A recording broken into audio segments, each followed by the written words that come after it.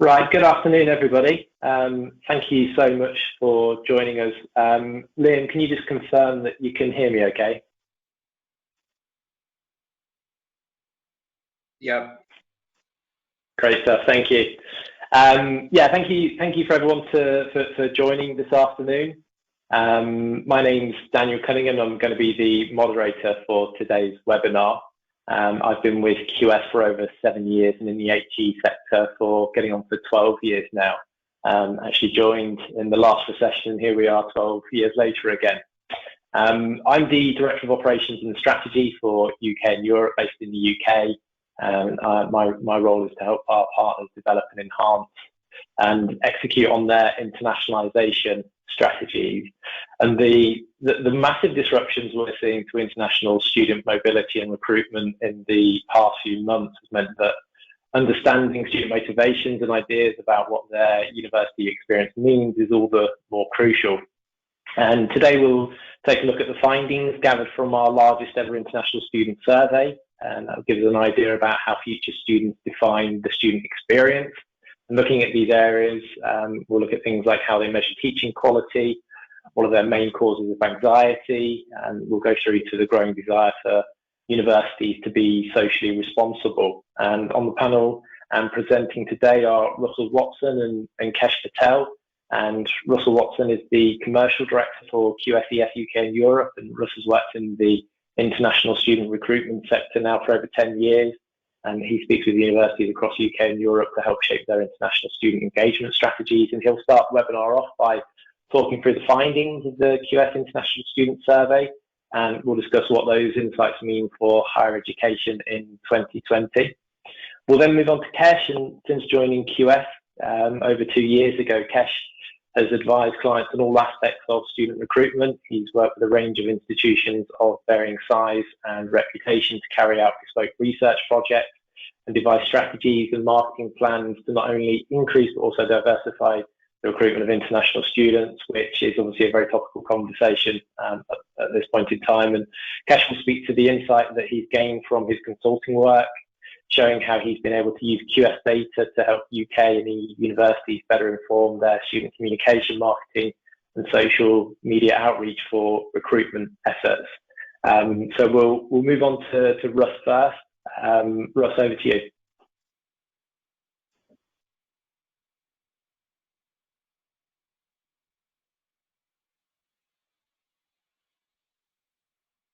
Okay, I think you might need to change over presenter rights to me, and I can then switch across. Great. So what I'm going to do is share my screen. I'm going to minimize this, and I'm going to bring up my presentation here. Okay. So welcome everyone. Great to have you all with us today. So my name is Russ. As Dan said, my role is Commercial Director for UK and Europe within QS Enrollment Solutions. For those of you that aren't familiar with Enrollment Solutions and what we do, we are the world's largest provider of outsourced managed student recruitment services. So what that basically means is that we operate an extension to our university partners, delivering strategic services which look at optimizing key stages of that decision making journey that students go upon. So we typically partner with universities who are looking to increase the rate of conversion of their prospects, to grow the number of enrollments and tuition fee revenue. But secondary to that, and perhaps more importantly, it's around optimizing the pre-enrollment experience and that pre-enrollment journey that their customer audience goes through before joining them on their course of study. So you'll start to hear my strange accent coming through the more I speak. I'm originally from New Zealand. I got back at Christmas time, and my mum actually told me that I sound like I'm English now, which was a bit of a worry. I don't believe her, but you can understand where she's coming from. I've been away now for 11 years, always working in higher education here in the UK, and my day job is as Dan mentioned, is really to be out in the market, talking to different universities, different institutions, all shapes and sizes, helping them to develop their international and domestic student recruitment strategies, helping them grow their international recruitment volumes. So hopefully I'm quite well placed today to walk through some of the findings from the International Student Survey, and specifically the volume 3, which has been recently published, which is all focused on the defining the student experience and the perceptions of international students when they're considering their study options. So as a little bit of a background to the methodology and a background to the research. So the International Student Survey this year collected over 78,000 unique responses from prospective international students. And I emphasize the word prospective. So this data that we're capturing is captured from pre-enrolled prospects. In other words, from candidates before they have actually decided on where they're going to study. So it's really important that we're focusing on capturing that insight whilst they're in the midst of that decision-making process. By doing that, there's a real richness and relevancy to the data that we're able to decipher, which really helps us to understand that process that a student is going through. And just as a bit of a note, this particular set of data was collected earlier this year between January and March. So into some of the findings. The first part of my presentation today is focused on how international prospects are defining key aspects of that student experience. So one of the first things that we ask international prospects within our research is, what's important to you when choosing a university? And the chart you see here is more or less a ranking or a hierarchy from the most important factors appearing at the top, and increasingly as you go down the list, comparatively less important factors start to appear. So on this particular chart, when we asked students this question, the most important factor is the teaching staff being highly qualified. So around 93% are telling us that is either very important, defined by the yellow color, or important. That's followed by up-to-date technology and online learning, bonding facilities, high rankings. I won't go through the whole list here. But potentially what starts to get interesting for me, and when it becomes a little more interesting, is when you start to then cluster or group some of these factors together. And what we start to see emerge is a real priority in terms of what students are using to place importance upon. And it's really those elements around the quality of the education that they're going to receive, which are taking a dominance over some of these other aspects which start to appear to the bottom of this chart. Some of these aspects around ranking, around reputation, prestige, brand resonance in the market. You know, I look at this chart and actually think this provides quite an interesting opportunity for universities who may not necessarily have the brand reputation in the market. What I see is that arguably some of these top aspects are quite perceptual based. They are perceptions which have been built up from an international student. And the great thing about perceptions are that they can actually be shifted or influenced through effective marketing, effective messaging, and effective engagement with your customer audience. So for me, I think this is a real opportunity for universities who can do a good job of conveying some of those great things that they're doing in these areas to provide some differentiation amongst their competitive group. Next, we're going to look at teaching quality. So year after year within our research, this concept of teaching quality comes out as one of, if not the most important factor that students are using within their decision-making journey. So each year within our research, we're keen to delve deeper and deeper in terms of our understanding of teaching quality. How are students actually defining teaching quality? And this is what they're telling us. It's being primarily defined by quality teaching staff, up-to-date technology, the university having received recognition via a measurement scheme, rankings, graduate outcomes, the list goes on. But perhaps similar to the last slide I presented, it becomes quite interesting when you then cluster some of these factors together, and what starts to emerge is a priority or a primary way in which students are actually defining teaching quality. And for me, what stands out here is that teaching quality is being defined by the staff and the tools that they have been given. In other words, the experience that they're going to have once they're on campus. And then only secondary to that, it's being defined by some of those external measurements and metrics which are available to them, which inform their understanding of teaching quality as well. I think for me, it's perhaps counter to what we might assume how students think. You know, we place a high level of importance as people working within the HE space. We assume that brand and reputation and ranking, you know, is everything in terms of the student decision-making process for prospects. But the students are telling us otherwise. So along similar lines, for the points I made on the last slide, I think this provides quite a distinct opportunity for universities to actually push some of the messaging around some of these perceptual factors which appear at the top of the list. You know, I'd argue that these are perceptions that international students hold, and those perceptions can be influenced by, as I say, effective messaging. So part two of my presentation today is focused on student well-being. So within the International Student Survey, we're asking international students, we're really keen to understand what worries them most, and specifically, what worries you most about studying in a different country? And here is what they're telling us. 3/4, the primary concern of them is cost of living. That's followed by scholarships, safety, accommodation, finding a job. The list goes on, and you can kind of read down the list for yourselves.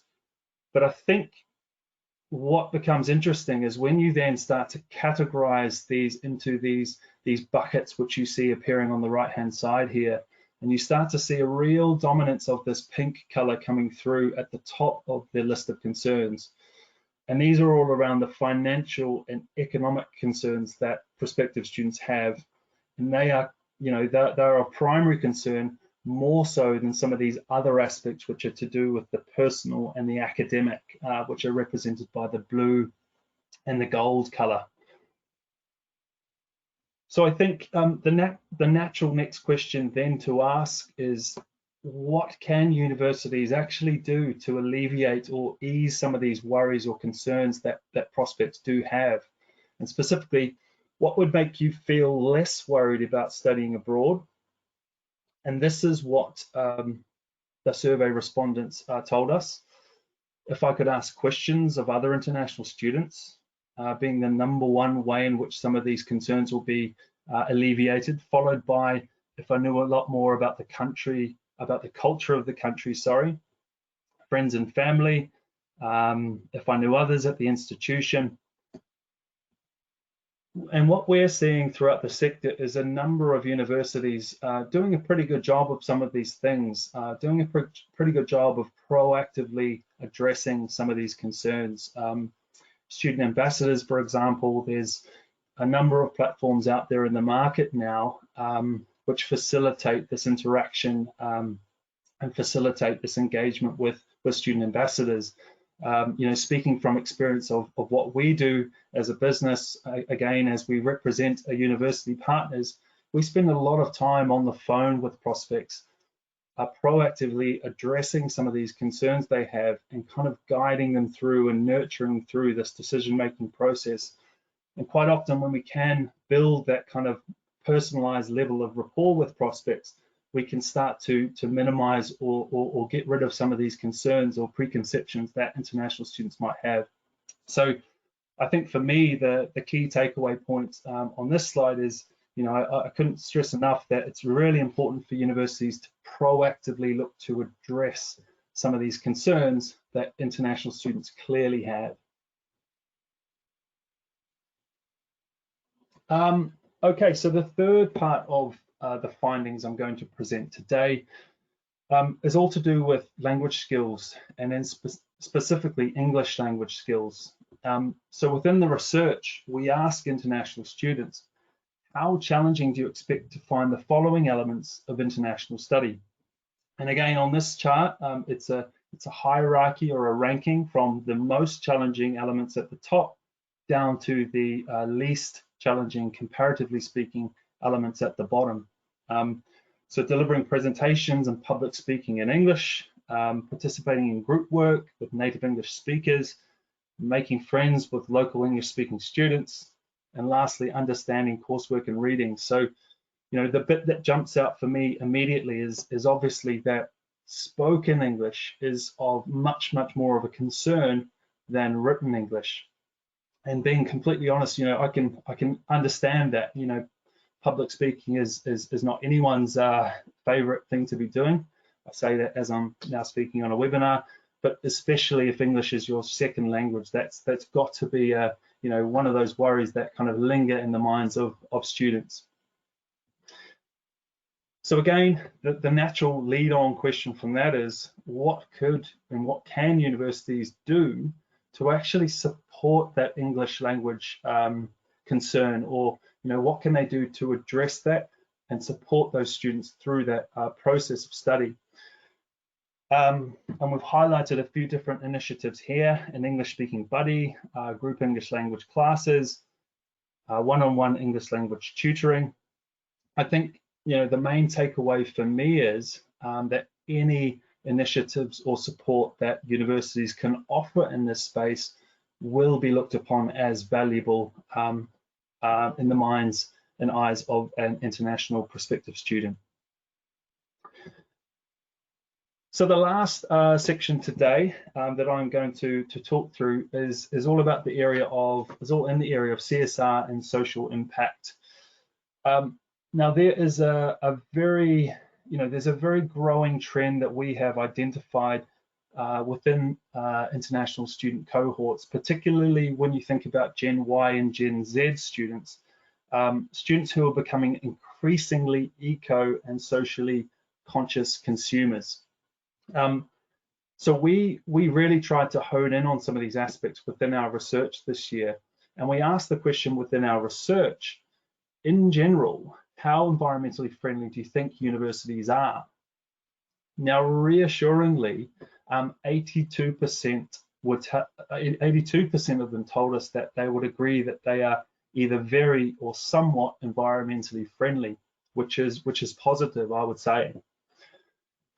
However, when you then take that same question but filter the results by those prospects who indicated or flagged climate change as a top issue for them, we see that majority of 82% shrink down to 72%.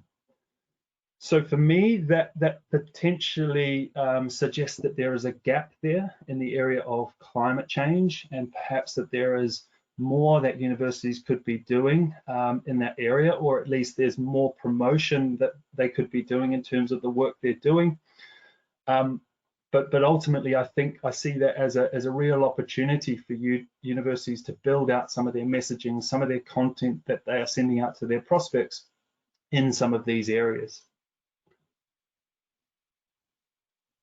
So we then asked the question, you know, along similar lines, do you think universities could do more to be environmentally sustainable?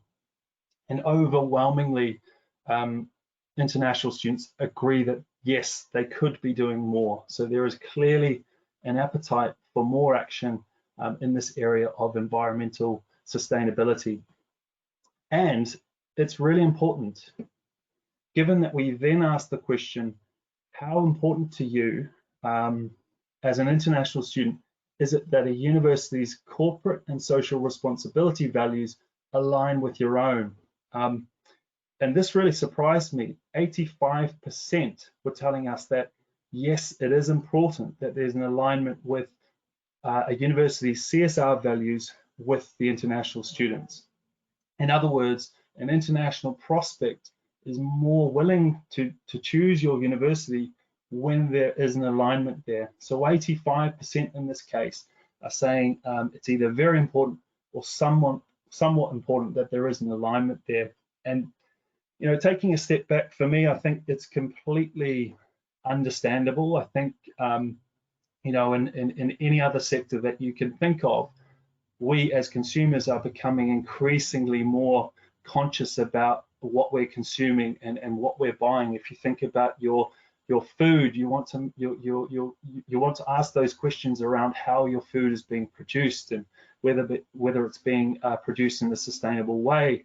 The same goes for your clothing, and making sure that your clothing is being produced in under fair conditions and workers are getting paid a fair wage. So for me, the HE sector is no different, and we as consumers want to associate ourselves with universities and university brands which share similar values in these areas. So just in summary, I know we don't have a lot of time on these webinars, and there's a lot more that we could talk about. There's a lot more that's available within the report, but I thought, just as a quick summary for the key points I've covered today, we talked a bit about the teaching quality and how it's primarily being defined by great teaching staff and the technology and the learning experience that supports it. We talked about, as a secondary measure, some of these other metrics are then being used by prospects to define teaching quality. We talked a little bit about the worries. So the primary concerns are being around finances and some of those economic factors in the minds of students. We then talked a bit about English language and some of the initiatives and support that international students are telling us would be seen as valuable in their eyes. And we lastly, on the previous slide, talked about CSR values and the need to align your values as a university with what prospective students are looking for. So hopefully that's a helpful, quick overview of some of the key insights from the ISS this year. You can download a copy of the full report on the QS website. I don't think we're going to have time for questions right now, but we can loop back for any questions you might have at the end of the webinar. Thank you very much. Thanks for listening. Yes, thank you, Russ. Yeah, we'll take questions at the end, and within the webinar module, there's a place where you can ask questions. So please do ask questions throughout, and we'll ask those at the end of the panel, or you can ask the questions when we get to the Q&A section. Now we'll take a quick poll. I think we've got 3 polls. We'll take a minute or 2 to answer each one. And Liam, I think you're going to launch the polls, but the first one is, what are the key recruitment challenges you're facing right now? And the 5 options there are: knowing which digital market to focus on, identifying target markets, lead generation, conversion from inquiry to enroll, or other. So what are the key recruitment challenges you're facing right now?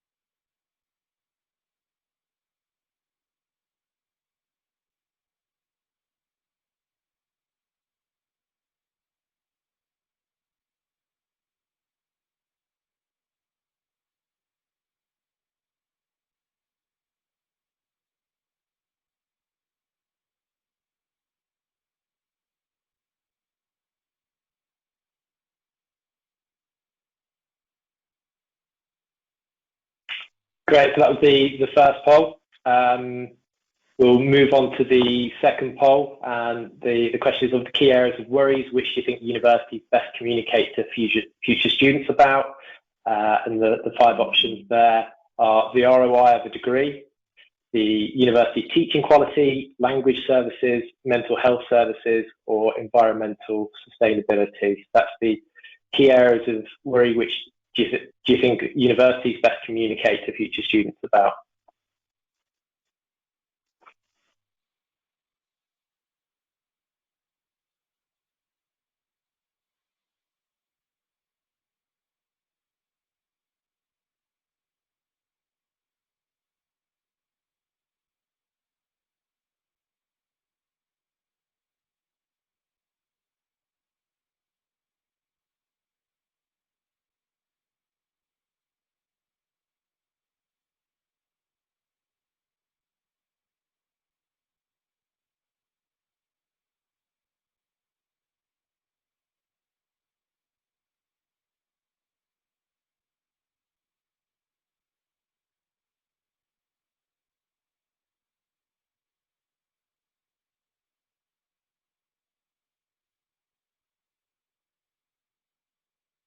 And we'll give that just another 5-10 seconds, and then we'll close those polls so to get your answers in.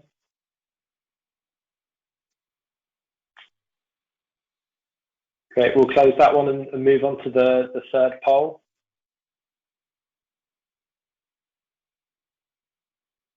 And our final one of the key areas of worry, which areas do you think universities are currently least equipped to communicate to? And again, the same options, but this is which areas do you think universities are least equipped to communicate to? So the ROI of degree, teaching quality, language services, mental health services, or environmental sustainability.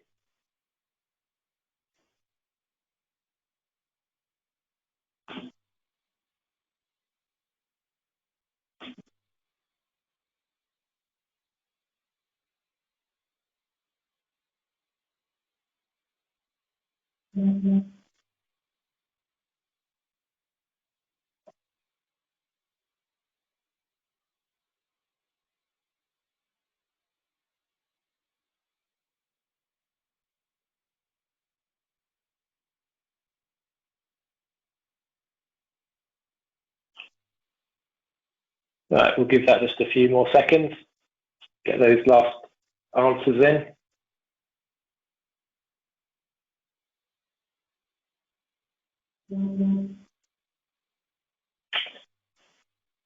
Great, thank you. And the results for each of those, I'll quickly share the sort of the top results. So on the first one, what is your biggest student recruitment pain point at the moment? The leading answer was conversion from inquiry to enrolled with 41%, and then at 23%, which digital marketing platforms. And then, oh, thank you.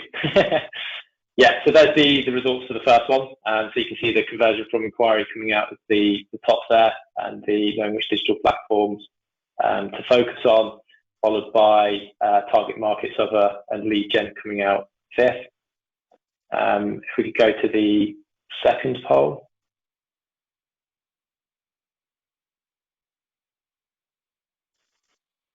And this is the key areas of worry and where universities can communicate the best about. It's teaching quality coming out first, which is good, giving the alignment to what students are looking for, followed by the ROI degree, language services, but mental health services and environmental sustainability coming down the bottom there. So if we move on to the third poll.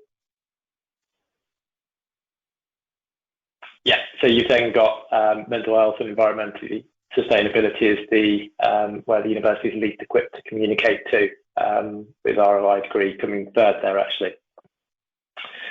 Great, well thank you for taking part in that poll, that's appreciated. We'll move on to Kesh now.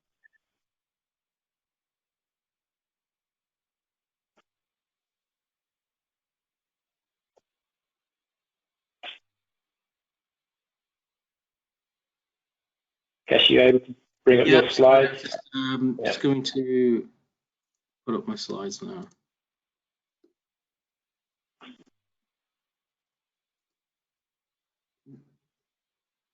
I need to stop sharing the poll.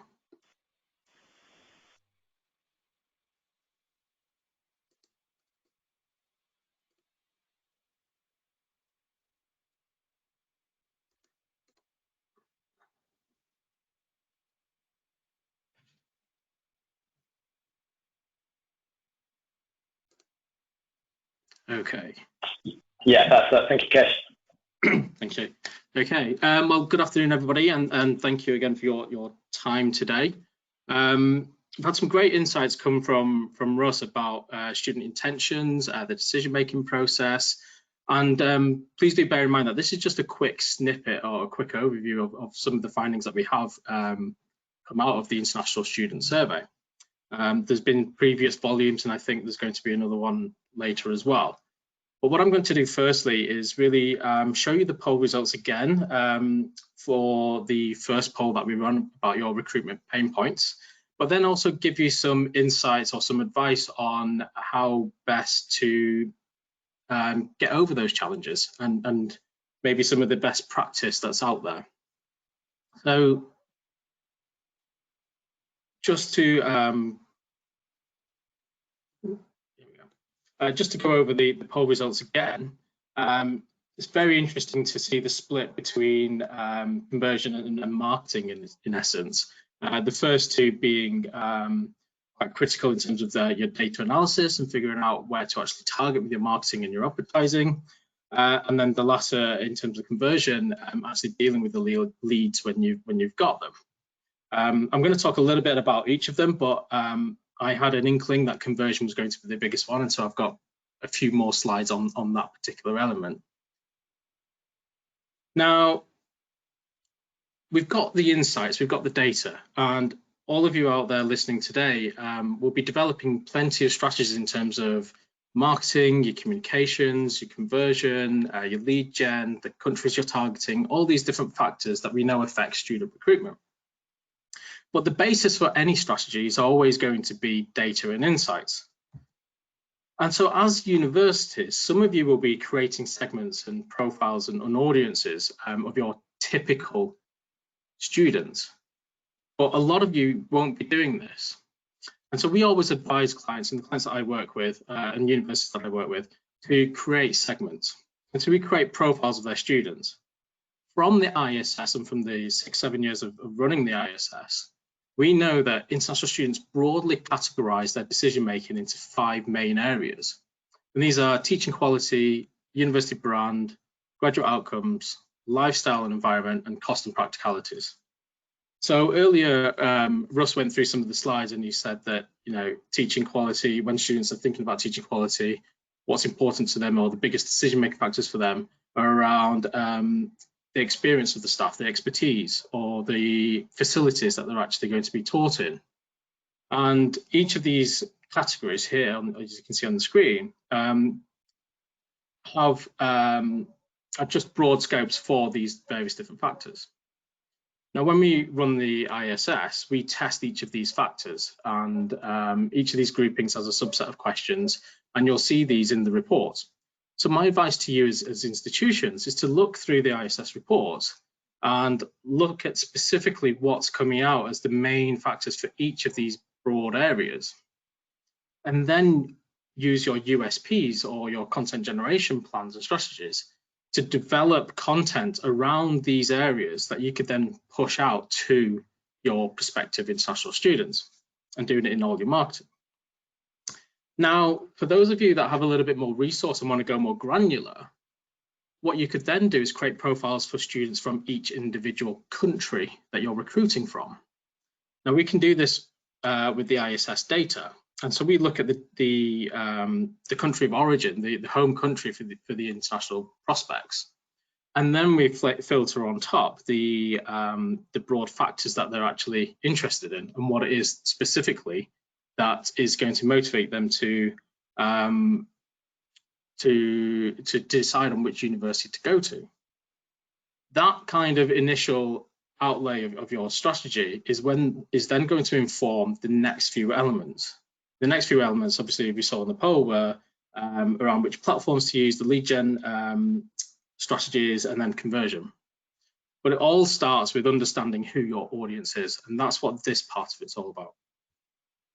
Just to answer the question, the poll question on which platforms to go with, 23% of you said this was a particular pain point in identifying how to actually engage with the students on the platforms that they're on. From the ISS, when we asked the students about the following types of social media platforms that they use when researching and making decisions about studying overseas, unsurprisingly, Facebook, Instagram, and YouTube come out as the top ones. But what is interesting is the internet forums one. So this is the likes of the UK, things like the Student Room and Reddit, for instance. Students are going, prospective students are going on these platforms to get the real version of what's happening, of what it's like to be at your institution. And so paying for these sponsored profiles and things like that can be beneficial in a way, providing you actually use them well, and providing you get your current students, your student ambassadors, to actually go onto these platforms and post and engage with the prospective students. And this comes back to one of the previous points that Russ made in his slides about students wanting to engage with current students. It's all about this peer-to-peer knowledge base, and that's what they're really looking for.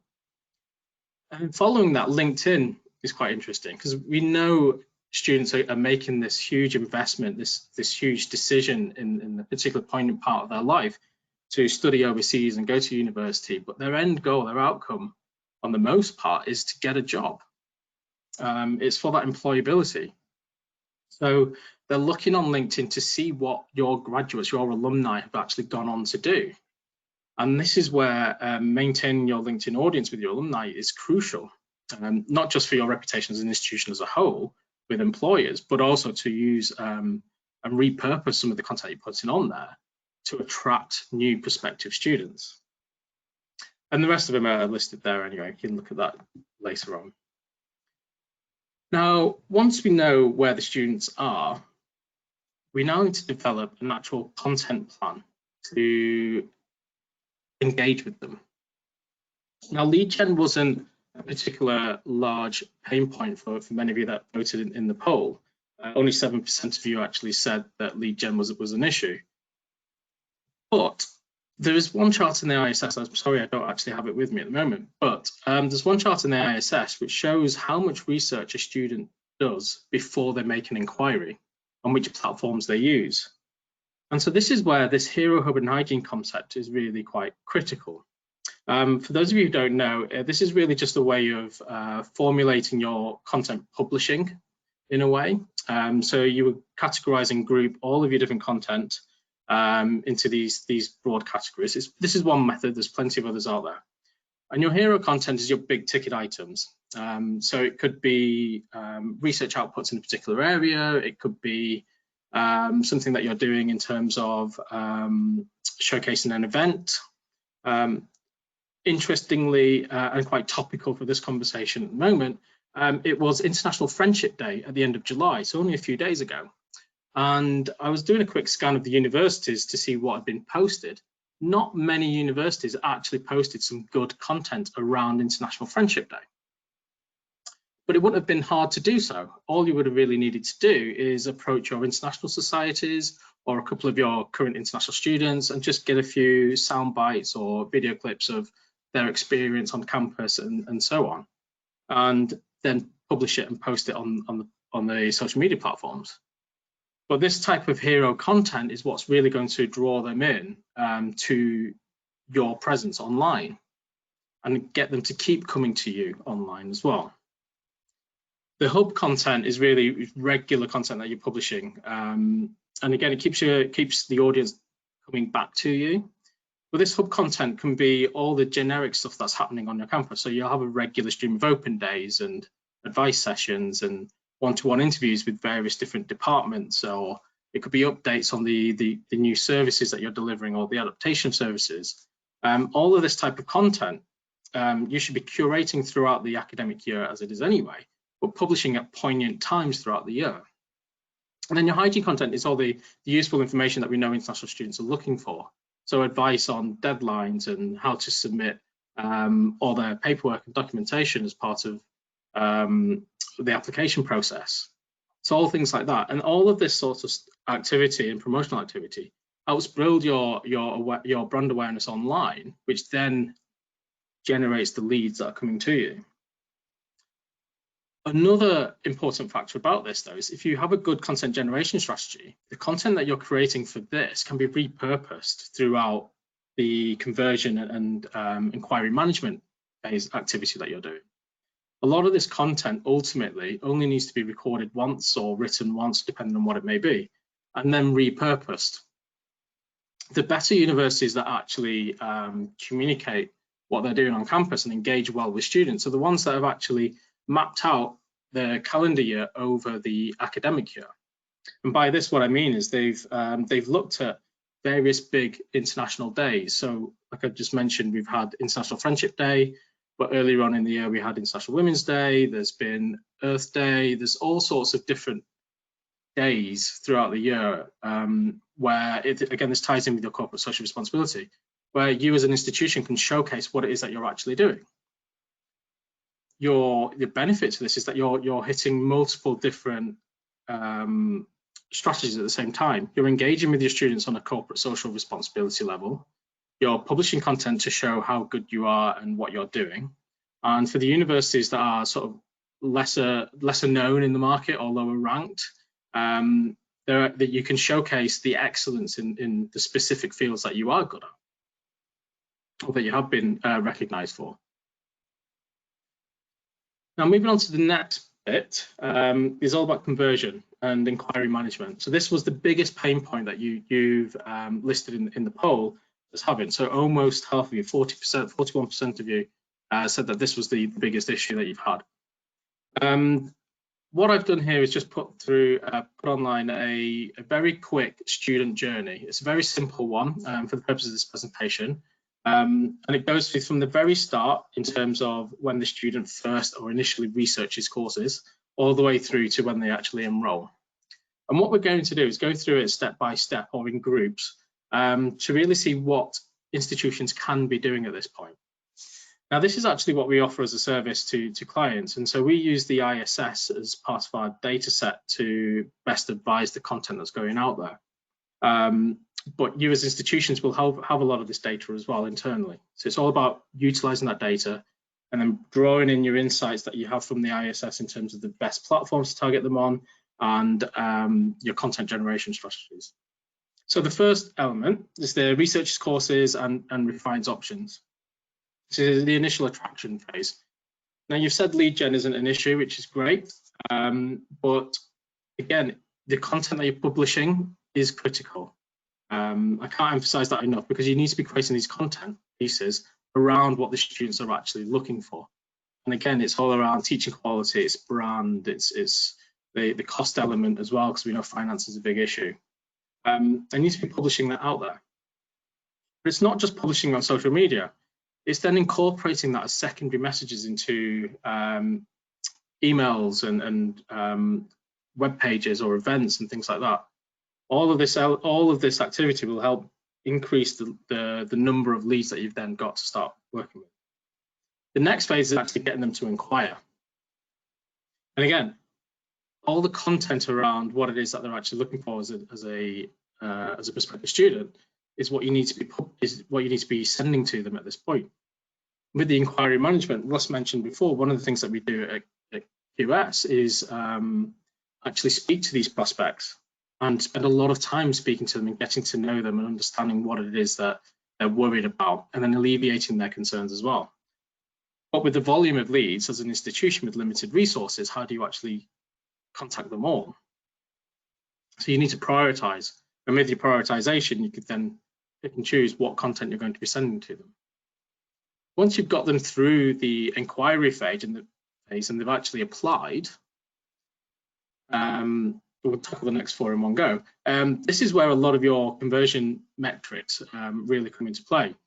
If you're trying to make sure that they've actually filled in the application, a lot of applicants we know start, but they never actually complete. So what is it that you're doing to help them through that process? What advice are you giving them at that point? All of these concerns are, we know what will help them choose you as an institution, if they see you as quite authoritative in terms of and knowledgeable about the process, then they're more likely to actually engage with you and then enroll with you.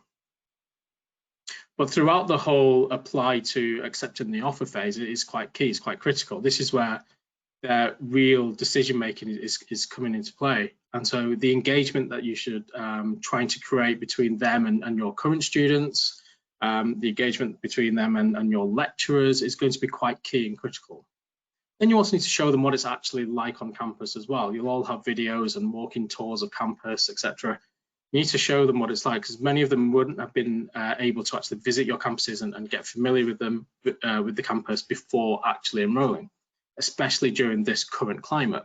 So all of this content that you're creating and that you've used for other campaigns can be repurposed into this part of the conversion and application phase. Then as we go on to the last section, it's all about when they start, when they enroll. Now, a couple of universities have carried out some quite innovative things around here, not in terms of the content they've created, but the way they've gone about it. We all have advice and guidance from current students, but very few universities actually approach prospective students to create vlogs and blogs and document their journey throughout the application process. And that's really quite a novel idea for the sector in a way. And it's really something that we think that prospective students will value. If they're seeing somebody else going through that process at the same time as them, they're more likely to respond better to it. So what I would suggest as institutions is try and identify some of those influencers. A lot of the Gen Zs these days are trying to be influencers on various social media platforms. So it wouldn't take much to search through to see who's actually applying to you and approaching them to ask them whether they would be willing to document their journey and publish it on your official owned platforms. And then that's good content that you can repurpose for the following year, or if you have a January start, then you can repurpose it for the semester 2 entry. But the whole point about that is really, it's all about content. You've got to get the right content, and the content has to be appropriate for what the student is looking for, and it has to be delivered at the right time on the right platform. So I appreciate I've rushed through this quite quickly, but I know we need to take some questions before we hit the hour mark. But I'm hoping that I'll leave this on the screen a little bit longer so you can screenshot it. But I'm hoping that the underlying theme has really resonated with you in terms of the concepts and the decisions that the prospective student is looking for is the content that you need to create, and trying to match those two together and present it to the student is what's really going to be a driver for your success.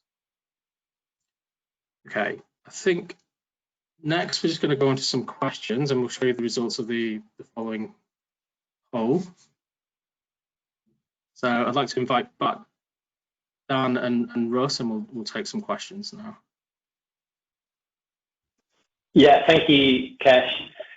We've actually got some questions come through already, so I'll ask this first one. This is to both of you, and this is a question on the data from Russ around the perceptions of quality, and the kind of a point and the question within it. But can you ever separate the factors of perception of quality, and how much do certain elements feed others? So, Russ, when you were showing that the teaching quality is important, does brand and ranking inform that perception of teaching quality? And how the question was kind of going to was, for a university that is perhaps less well known, how do they break into that? How do they sort of build their profile, and what can they do to show students that they are a quality institution? Take myself back off mute as a rookie era. Yeah, that's an interesting query, really, and I'll reference back actually to some subsequent research we've done within the International Student Survey kind of research umbrella, and we undertook some conjoint analysis in this area, because this concept of teaching quality was very much arising year after year as this important decision-making factor. But it's so broad when you actually think about what teaching quality is. But what basically we discovered through this conjoint analysis was that international prospects were actually using a series of proxies to inform their understanding of teaching quality. So there were some of the more typical proxies, things like staff profiles being available on the website, some of the online learning platforms that were made available to students. But there were some perhaps slightly less anticipated or more surprising proxies that international students were actually using. One of the most prominent, one of the most important was actually the quality of the experience that universities were providing to prospective students through their enrollment journey. So in other words, prospective students were building up an impression of what it's going to be like once they are a student at that university, based upon the customer experience they had through the decision-making process. So I would say my suggestion for universities who perhaps don't necessarily have the high rankings or the reputation or brand resonance within the market to point to and use within their marketing, really nailing that customer service element of the student decision-making journey is really, really important. Providing that really quality, responsive, and proactive, personalized customer experience. Sorry to add all those words to that, but really nailing that is really, really important for universities to look at doing. Yeah, great. Thanks, Russ. Ketch, anything that you would add on to that?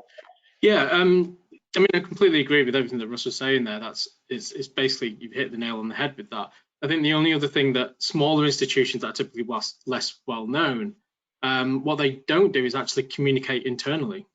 They don't actually tell each other what's happening on their own campuses and what whether a lecturer has got some work experience or whatever it might be in industry, or whether they've got a high-profile industry speaker to come in on campus, and they're not actually communicating that to each other. And if they did, they could generate the content and then use it as part of their inquiry management and conversion activity, and that's really a key element of it as well. Yeah, so it goes back to your point about getting the right content together, exactly. Even at the front end, to generate the right kind of inquiries as part of that sort of brand building exercise. Yeah. The next question I've got is on the environmental aspects of the university. The comment on how there's movement by students to be more environmentally conscious and active. So the question is, how are students using this information? And then what are the best ways that you might have seen universities to talk to that concern? With a mind on the pole that this was probably an area that universities struggle to talk to the most. But yeah, so how are students using that information on the environmental aspects of the university? And then have you seen any sort of good examples of it? Catch or Russ, either. That's a big question, yeah. Well, ultimately, when we're getting into the mindset of Generation Z or even Generation K these days now is what we're sort of calling Generation Z, they are more ethically and morally aware. Russ already mentioned this earlier. And it's that element that you need to appeal to. As an institution, you're thought leaders anyway. You should be here to serve the community, and it's getting that bit across. And the unfortunate problem is that this particular group of students or prospective students want instant answers or responses from an institution for whatever's topical at the moment. So obviously sustainability is one. An example of an institution, it's a London-based one, and they basically they banned plastic on campus.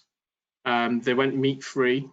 They're forcing their suppliers to use like eco products, etc., and then try and come up with some sort of solution for food waste and donating that back to those homeless or various charities around London. So that's a really good example of what one institution is doing. But generally speaking, again, it's very hard for institutions to actually do this because they themselves by nature have big campuses which require a lot of heating and electricity, etc. So it's how do you become more eco-friendly in that essence? That's a tricky one. It's not only changing the physical practice and operations of running an institution, but also changing the mindset of people. So enabling or being facilitators of what students can do on campus in terms of having water refill, water bottle refill points, giving discounts for coffee, etc. If they bring their own cup, much like Starbucks and Costa and so on do as well. But it's promoting that, it's getting that message across to the actual student, which again comes down to the marketing, is the content. Yeah, and that example that you gave there, the university clearly has taken action. And I imagine many universities have probably done a similar thing, but may not have talked about it. And those small measures can make a difference. So, Russ, I think you were going to come in with something there as well. Yeah, just to add a very brief note. I mean, just to say, I mean, prospective students are actively looking for content and information in these areas.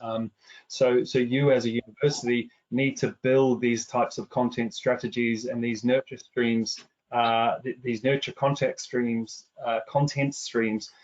into your engagement strategies. So you need to proactively start producing some of these and make it a core part of your conversion and communications plan. Yeah, just to add that. Great. I've got a few more minutes. I'll take this last question and present it to you both. So, topical given everything that's going on at the moment, but what are some of the best ways you've seen universities effectively alleviate key concerns for international students? And that might be around the language learning, the safety, but then obviously at the moment potentially COVID. So yeah, any good examples you've seen where they're alleviating concerns, and what's the best way to do that? Again, it comes down to communication. I hate to keep repeating the same word, but it's all about telling students what's actually going on campus. In a way, some universities at the moment, obviously, they've been implementing various sort of safety measures around COVID and social distancing and so on, but they've actually documented that. There's a university in Northern England where they've created various schemes where the university's purchased a load of bicycles to give to the students when they're on campus. So they're kind of like in-house bicycle loan scheme. But they've documented that whole process. They've been really open about it. The Students' Union has been on social media explaining the sort of the precautions that they're putting in place. And then all of that content again has gone back into the nurture streams as part of the whole application process. So you could send out that recording, that video, that clip on YouTube or Facebook or wherever it might be to the prospective student as part of your inquiry management to say, and this is what we're putting in place. Yeah, I'd just say, reflecting on some of the stuff that we do within Enrollment Solutions, where we've been quite effective in alleviating some of those concerns is when we've been able to build that really personal one-to-one relationship with prospective students, and really kind of guide and nurture them through that decision-making journey. When we do have that level of relationship, we can firstly ensure that kind of welcoming, wonderful experience that they're going to get when they're on campus starts at those very earliest stages of the decision-making process. But by having this relationship, we can have that kind of open conversation where we can be teasing out those concerns and worries of theirs, and really looking at proactively addressing them, providing them with full, complete information, signposting them to various resources and other things which can help alleviate those concerns as well. So there's a really important role in that pre-enrollment customer experience in sort of building that one-to-one personal level of relationship with your prospective students. Yeah, making students feel welcome and safe is more important than ever now, and giving confidence that the university's got all the right measures in place, and communicating that is going to be key. Great, I think we're at the top of the hour now, so thank you, Russ and Kesh, your presentations and your insights. You can download the reports from QS.com under the resources section, and you can connect with us on LinkedIn, and we're on Twitter as well at QS Enrollment. Thank you ever so much for joining today. You can contact Russ via sales@QSEnrollmentSolutions.com if you're looking to execute on an internationalization strategy, maximize enrollment, convert upholders, diversify your international cohort. You can get through to Russ on that email address there at sales@cr-enrollmentsolutions.com. Great, thank you both ever so much. Enjoy the rest of the afternoon, everyone.